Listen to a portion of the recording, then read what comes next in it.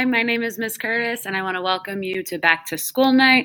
I am your child's RTI Math teacher, and RTI stands for Response to Intervention.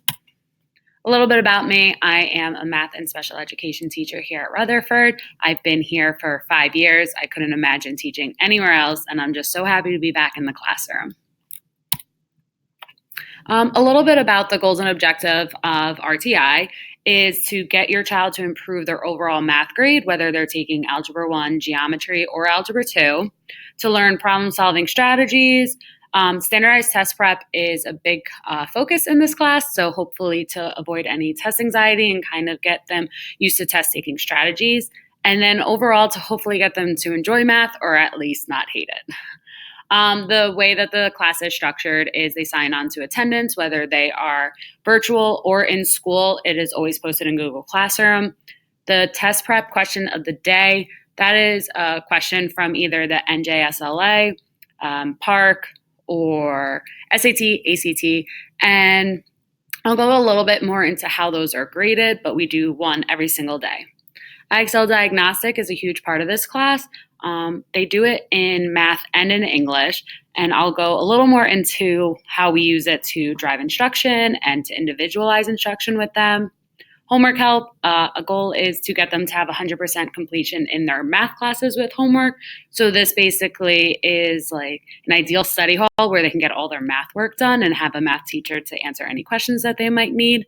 And then at home, if they are Zooming, there are certain etiquette that we require. So I'll go through that a little bit more.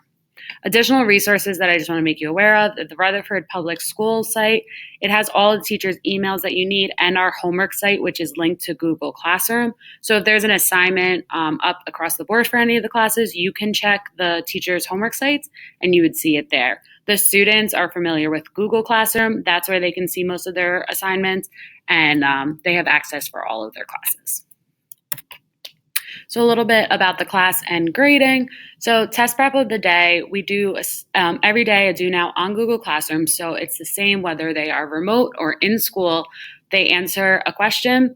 Now, because these are from SATs, even as freshmen, just to kind of expose them, I don't necessarily expect them to get it correct. It's based on a 2-point scale. So 0 means that they didn't submit it or attempt it at all. A 1 means that they submitted it, and 2 means that they got it correct. So they get 50% for just trying, and then the other 50% comes from accuracy. Now with that, obviously there is a lot of content that they haven't seen, so the goal is to get them to learn and improve. So we have what I call Redemption Fridays. So every Friday they basically get a mini quiz that has all the questions that we did from test prep that week.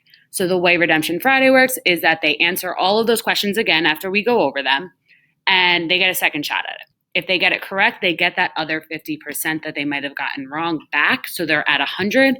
And if they get it incorrect, there's no points lost. So it really is to encourage them to learn from their mistakes and to use it in a positive way.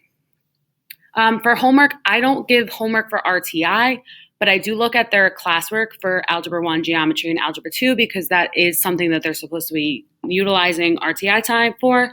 So as long as they have 100% completion in their math class, they have 100% completion in RTI. For IXL Diagnostic, that means that it is a way for us to identify what grade level they're working at, and it's a rough estimate. But we do work on that to drive instruction, which I'll explain in the next slide. Classwork, we usually try to do some sort of Kahoot, Gimkit quizzes, so it's a little more interactive, and it tries to make it a little more fun, especially for students who are remote or in class. It's a way that they can play games while socially distanced, so I think it's a lot of fun and hope to encourage the students to enjoy math in a different way. Participation is the last category, so that's 15%, and that's when the students are at home. They have to log on to Zoom whenever we have one with their camera on. That is a requirement across the board now at Rutherford, and it also is used for attendance. Okay. IXL, it basically helps track the growth of students and an individualized instruction. So IXL can be used for any subject here at Rutherford.